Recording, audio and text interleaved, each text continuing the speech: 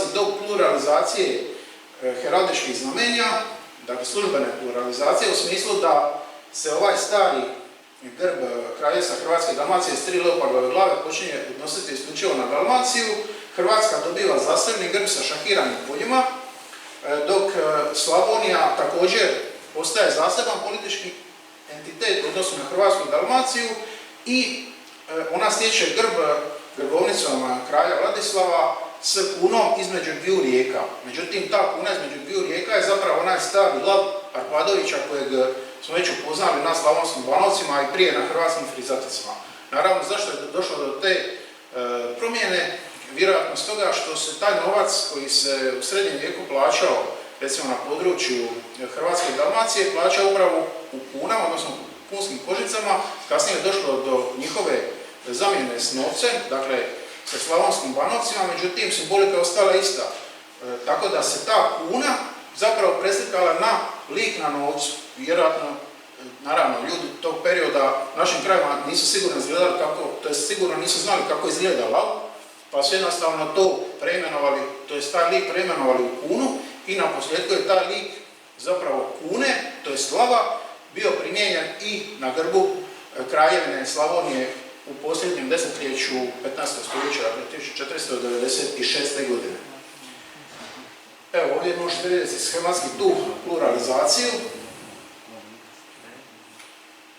S tim i ovdje zapravo ilustracije tih grbova, s tim da je grb Kraljevine Slavonije bio zapravo službeno heraldičko znamenje cjelokupnog Dalmatinsko-Slavonskog kraljevstva sve do sredine 19. stoljeća. Zašto se to dogodilo? Zato što je Slavonski sabor zapravo jedini preživio ta osmanlijska osvajanja. Dalmacija je bila pokorena od Mličana, Osmanlije su zauzeli dobar dio Hrvatske i stari Hrvatsko-Dalmatinski sabor se jednostavno priključio jedinom tada preostalom saboru, a to je bio Slavonski sabor sa sjedištem u Zagrebu. Tako nastaje i zajednički Hrvatsko-Dalmatinski sabor, odnosno dotadašnje znamenje Slavonskog sabora, to je Kraljevine Slavonije, se počelo službeno odnositi na sve te krajeve. Što znači da su ova dva grba, grb Kraljevine Hrvatske i grb Kraljevine Dalmacije, zapravo stekla status nekakvog neslužbenog grba cjelokupnog kraljevstva, međutim ona su se i dalje primjenjivala i dalje su se koristila, naravno najviše u inozemnim grbovnicima, o čemu ima bezbroj podataka. Dakle, također dolazi do jedne teritorijalne promjene u smislu da se taj pojam Hrvatske sve dalje širi prema sjeverozapadu i zapravo zaposjeda ono izvorno Slovinje srednjega vijeka, tako da su ti današnji sjeverozapadni krajevi Hrvatske nisu danas poznati pod imenom Slovinje ili Slavonija, nego upravo Hrvatska. Dok naravno mletačko, to jest u Dalmaciji se i dalje učvršćuje mletačka vlast, kasnije se širi prema zaleđu. Evo, to su ta tri grba koja su tada teritorijalno raspoređena na ovaj način. Dakle, grb s 3 leopardove glave se od kraja 15. stoljeća počeo odnositi isključivo na Dalmaciju, ne više na Hrvatsku i Dalmaciju. Hrvatska dobiva zasebni grb i Slavonija, naravno, kao novovjekovna kraljevina, Slavonija dobiva taj grb kune između dviju rijeka. Kasnije se taj grb tijekom 18. stoljeća, to je krajem 17. i početkom 18. stoljeća, premješta na ovaj istočno slavonski prostor, to je prostor današnje Slavonije kako je i mi poznajemo. Ovdje je jedan lijep ilustrativni prikaz triumfalne povorke cara Maksimilijana s prvih desetljeća 16. stoljeća gdje vidite grbove Bosne, to je ona poznata ruka s mačem, zatim Hrvatske, Dalmacije i Ugarske, a ovdje je naravno i grb Dalmacije kakav je danas predstavljen u aktualnom grbu Republike Hrvatske, naravno i teritorijalni opseg Dalmacije u onom tradicionalnom kontekstu. Zanimljivo, niti jedna od dalmatinskih županija danas zapravo nema taj simbol u svojem heraldičkom znamenju, nego ga ima tek Zagrebačka županija u jednom od ovih, to je prvom složenom polju, što je isto tako zanimljivo i isto tako ima svoju vlastitu priču.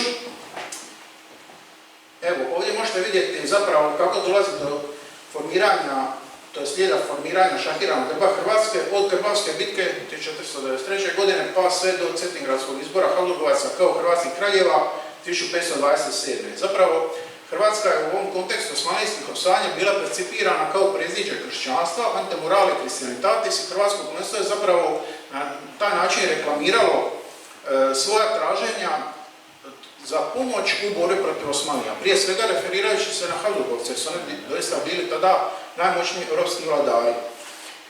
Tako se već u vrijeme Krbavske bitke, dakle 1493. godine, tj.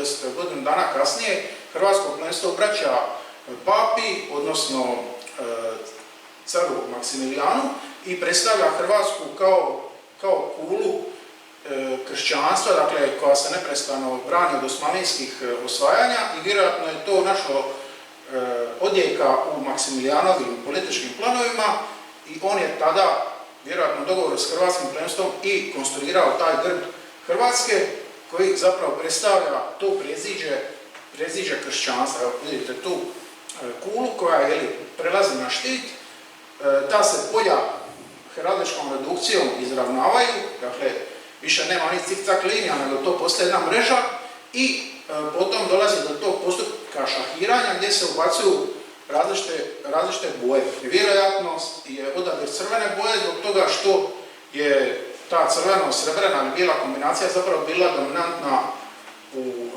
heraldici, vladarskoj heraldici Habsburgovaca, odnosno predstavljala je Austriju kao njihovu nasljednu zemlju, i na taj način zapravo dobivamo prvi grb, dakle prvi službeni grb isključivo Kraljevine Hrvatske. Dakle, dotašnji grb sa 3 leopardove glave se odnosio podjednako i na Hrvatsku i na Dalmaciju, a ovo je prvi službeni grb isključivo Kraljevine Hrvatske.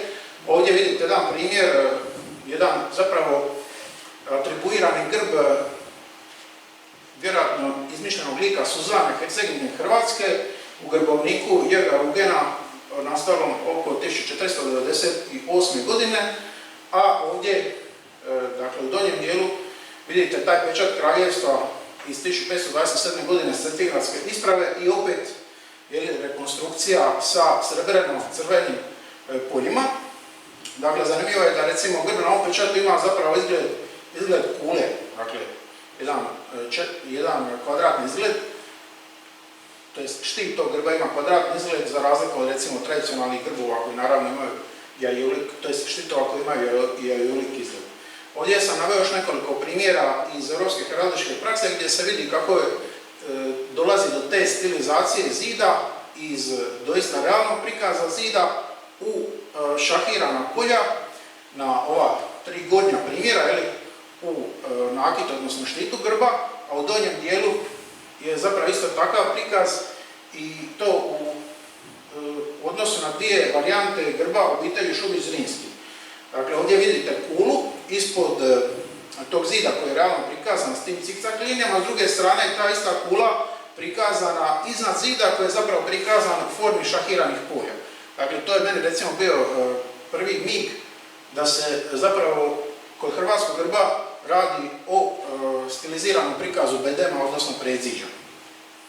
Ovdje sam naveo još nekoliko prikaza iz europske heraldičke prakse. Primjerice, ovaj gornji prikaz isto zanimljiv, obitelj de Lago, dakle španjolska obitelj, u jednoj varijanti je doista kula, a u drugoj varijanti su iznad ovih valova šahirana polja. Tako da je recimo taj primjer najbliže, može se reći, ovom hrvatskom primjeru. Napominjem da zapravo mi hrvatski grb poznajemo samo ovoj stiliziranoj formi šahiranih polja. Dakle, nemamo niti jedan grb koji bi tome prethodio u formi kule. Međutim, ovom analogijom došao sam do zaključka da zapravo ta šahirana polja trebala predstavljati kulu u kontekstu Hrvatske kao predziđa kršćanstva. Evo ovdje još vidite nekoliko primjera, recimo grada Pistoje, potom iz različitih europskih krajeva, dakle roda Španhajm. Zanimljivo se ovi govoreći grbovi, dakle ovdje vidite varijante kule, šahirana polja, kula, šahirana polja, odnosno zid. Tako da je recimo to dosta dobra analogija, a zanimljivo su i govoreći grbovi, to je grbovi u kojima zapravo ime nositelja asocira na ono što je prikazano u tom grbu. Recimo grb obitelji Kastel, njemačke obitelji zapravo su ta raščetvorena polja, zatim Burges iz Velike Britanije, ovdje također Burg, zatim Goce Castelli, Svi su ovi primjeri zapravo iz različitih europskih krajeva, tako da se jasno vidi da je ta heraldička praksa bila dosta raširena, nije bila neovisno vezana samo za hrvatske krajeve. Dakle, to nije neki hrvatski specifikum, ali je u kontekstu zemaljskog grba, odnosno državnog grba i nacionalnog grba na koncu zapravo jedini takav primjer u Europi. Dakle, osobito je zanimljiva ova skupina likova iznad otvorenog zida, gdje vidite upravo te motive, primjerice grb obitelji Kant, gdje imamo sunce iznad zida koji je prikazan realno, s druge strane imamo sunce iznad šakiranih polja. Tako da, evo, mislim da je ovo bilo jasno što se tiče te pretvorbe zida u šakirana polja. Sad bih još dovršio ovu priču o grbu novovjekovne kraljevine Slavonije. Dakle, ovdje imamo kunu, to jest na grbu, odnosno pečatu Sabora kraljevine Slavonije iz 1497. godine, a ovdje u donjem dijelu vidite taj prikaz prvo novca Bele III. S tim istim likom lava u hodu s frontalno okrenutom glavom i ispaženim jezikom, zatim taj isti lik na hrvatskim frizaticima, potom slavonskim banovcima i na posljedku na grbu kraljevine Slavonije. Dakle, ovdje se zorno vidi ovaj teritorijalni kontekst u kojem taj grb kraljevine Slavonije zapravo s onog sjeverozapadnog dijela Hrvatske prelazi na istočno-panonske krajeve između rijeka Save i Drave, to jest županije Virovitičku, Požešku i Srijemsku. Danas je taj simbol isto tako uklopljen u heraldička znamenja nekoliko županija, Virovitičko-podravska, Brodsko-posavska, Osječko-baranjska i Požeško-slavonska, a naravno taj simbol imamo i u stiliziranoj kruni grba Republike Hrvatske, odnosno također i na grbu Zagrebačke županije. Ovdje u ovom gornjem desnom kutu vidite primjere pečata, to jest Hrvatsko-slavonsko-dalmatinskog sabora s početka 17. stoljeća, gdje se vidi da je to službeno heraldičko znamenje cjelokupnog kraljevstva zapravo bio grb kraljevine Slavonije. I to je potrajalo sve do sredine 19. stoljeća, kada ugarsko-hrvatskom nagodbom zapravo dolazi do formiranja onog poznatog grba gdje imamo i dakle, u jednom polju grb Hrvatske, odnosno šakirana polja, u drugom grbove, to je grb Dalmacije s 3 leopardove glave i grb Slavonije s kunom između dviju rijeka.